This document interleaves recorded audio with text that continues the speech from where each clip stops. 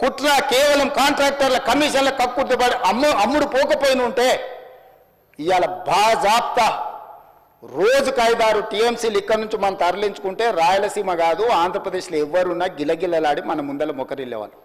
ఇవాళ ఆయన వచ్చి నిస్సిగ్గుగా శ్రీశైలం లెఫ్ట్ బ్యాంక్ రావట్లేదు, రైట్ బ్యాంక్లో నీళ్లు పోతూనే ఆంధ్రప్రదేశ్ తీసుకెళ్తుందని. సిఆర్పిఎఫ్ బలగాలు ఏ రోజు వచ్చినాయి అధ్యక్ష? మీరు ఉన్నప్పుడు రాలేదా? మీరున్నప్పుడు ఆంధ్రప్రదేశ్ పోలీసులు వచ్చి తెలంగాణ పోలీసులు అక్కడ ఉన్న సిబ్బందిని తన్నిపోలేదా? మీకు అసలు పౌరుషం ఉందా? మీలో చీము రక్తం ఉందా?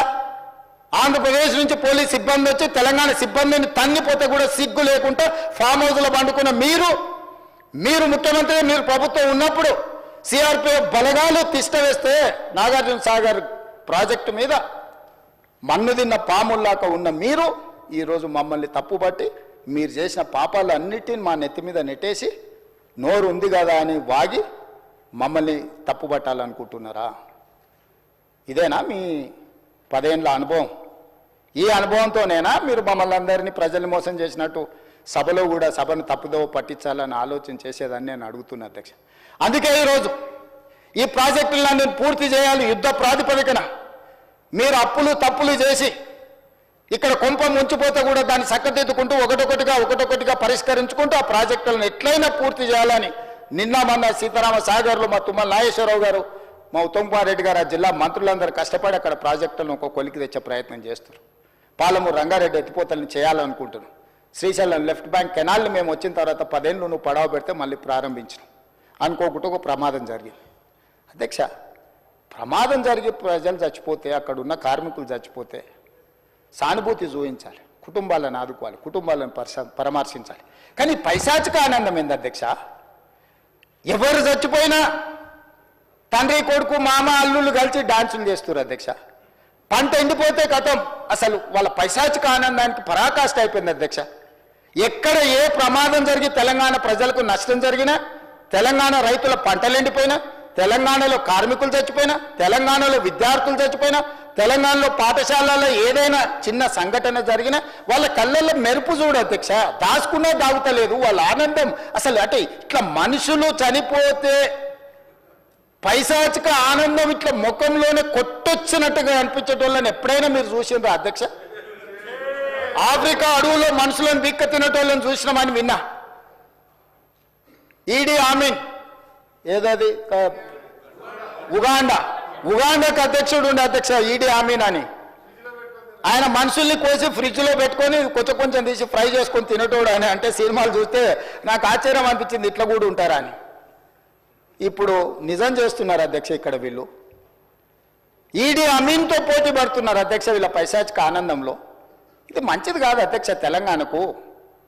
25 ఏళ్ళు మీరు పార్టీ పెట్టి ప్రజలు ప్రతిసారి మిమ్మల్ని ఆదరించారు, అవకాశం ఇచ్చారు.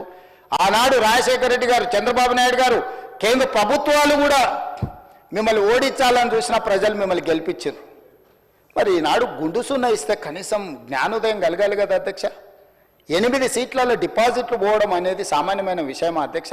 ఎందుకు ఆత్మ పరిశీలన చేసుకోరు? ప్రజల్ని ఎందుకు తిడుతున్నారు అధ్యక్ష? మీరు చేసిన తప్పులకు, మీరు చేసిన అప్పులకు ప్రజలు శిక్ష విధించిండ్రు.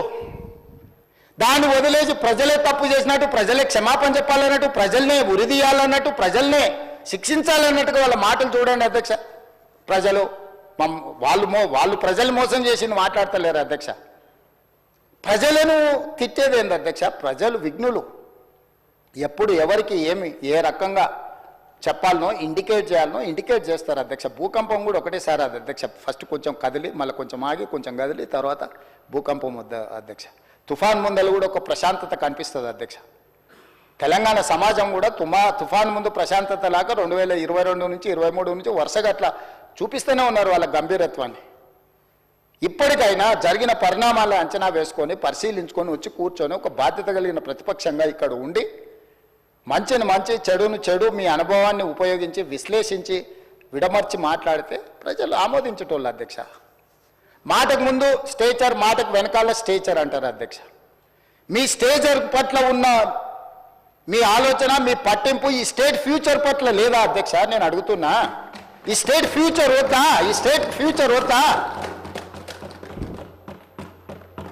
మీ స్టేచర్ గురించే మీ తాపత్రయమా? ఒకనాడు మీరు అధికారంలో ఉన్నారు, మీ పార్టీకి అధికార పార్టీగా స్టేచర్ ఉండే. 2023 డిసెంబర్ 3 తారీఖు నాడు అధికారం నుంచి ప్రధాన ప్రతిపక్ష పార్టీ స్టేచర్ ఇచ్చారు. ప్రతిపక్ష పార్టీ స్టేచర్ అది మీ పార్టీకి. 2024 మే జూన్లో పార్లమెంట్ జరిగింది, గుండు సున్నా ఇచ్చిండ్రు, మీ పార్టీని మార్చరీకి పంపించారు. నేనేం తప్పు మాట్లాడిన అధ్యక్ష? ఏమన్నా నేను? ఆనాడు మీరు అధికారంలో ఉన్నారు, స్టేచర్ ఉండే, తర్వాత ప్రతిపక్షం స్టేచర్ పడిపోయింది, ఆ తర్వాత గుండు సున్నా వచ్చి 8 డిపాజిట్లు పోయినాక మార్చరీలకు పోయిందని అన్న అధ్యక్ష. నేనేమన్నా అధ్యక్ష? అందులో తప్పేముంది అధ్యక్ష? బీఆర్ఎస్ ఈరోజు మార్చరీలో ఉందని నేను చెప్పిన అధ్యక్ష. దాన్ని ఒక వ్యక్తిని అన్నట్టుగాను, పెద్ద ఆయన్ని చంద్రశేఖరరావు గారు నేను అన్నట్టుగా హరీష్ రావు గారు, కేటీఆర్ గారు చిత్రీకరిస్తున్నారు అధ్యక్ష. అంత కుత్సిత స్వభావం నాకు లేదు అధ్యక్ష. చంద్రశేఖరరావు గారి దగ్గర ఉన్న కుర్చీని 4 కోట్ల తెలంగాణ ప్రజలు గుంజుకొని నన్ను తెచ్చి ఇక్కడ కూర్చోబెట్టారు అధ్యక్ష. ఇంకేముంది అధ్యక్ష చంద్రశేఖరరావు గారి దగ్గర నేను తీసుకోవడానికి? వారి దగ్గర ఉన్న ప్రధాన ప్రతిపక్ష హోదా. ఆ ప్రధాన ప్రతిపక్ష హోదా ఎవరికి కావాలి అధ్యక్ష? అయితే హరీష్ రావు గారు కావాలి, లేకపోతే కేటీఆర్ కావాలి.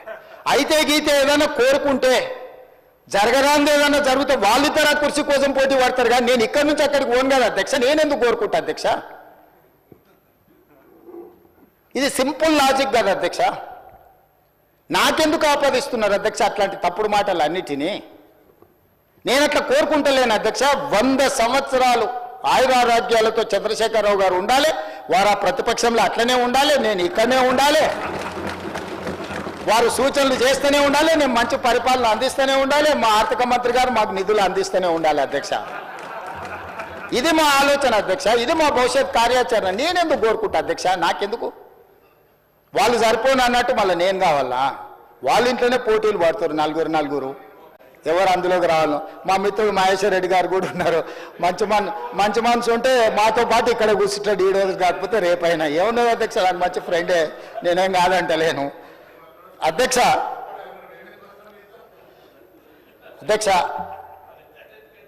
10 సంవత్సరాల వాళ్ళ పరిపాలనలో ఈ తెలంగాణ రైతాంగానికి జరిగిన సంక్షేమం కానీ, అభివృద్ధి కానీ, చేసిన రుణమాఫీ కానీ, లేకపోతే కొనుగోలు చేసిన వడ్లు కానీ, కందులు కానీ, పత్తి కానీ, మిర్చి కానీ, పసుపు కానీ, సోయాబీన్ కానీ, ఏ పంటల గురించి అయినా, పండించిన పంటల గురించి, లేకపోతే కొనుగోలు చేసిన పంటల గురించి, లేకపోతే విధానపరమైన నిర్ణయాలు అగ్రికల్చర్ పాలసీ గురించి కానీ, ఎనర్జీ పాలసీ గురించి కానీ, ఇంకేదైనా పాలసీ గురించి కానీ, రైతుల గురించి ఎప్పుడైనా మేము చర్చకు సిద్ధంగా ఉన్నాము. చంద్రశేఖరరావు గారిని తారీఖు చెప్పమన్నారు. నేను మా సంబంధిత శాఖ మంత్రులను రిక్వెస్ట్ చేస్తా, తమరిని కూడా నేను రిక్వెస్ట్ చేస్తున్నా.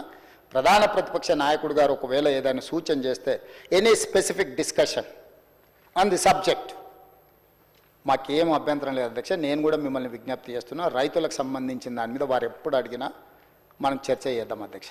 అదేవిధంగా అధ్యక్ష, మహిళలు ఆడబిడ్డలు ఆశీర్వదించి రేవంత్ అన్న అని పెద్దోళ్ళు, మా బిడ్డ మా పిల్లగాడు మా ఇంట్లో పిల్లగాడని అనుకోవడం వల్లనే ఈరోజు నేను ఇక్కడికి వచ్చిన అధ్యక్ష.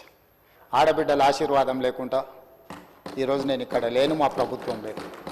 కాంగ్రెస్ పార్టీ మీకు తెలుసు, ఈ దేశానికి ఉక్కు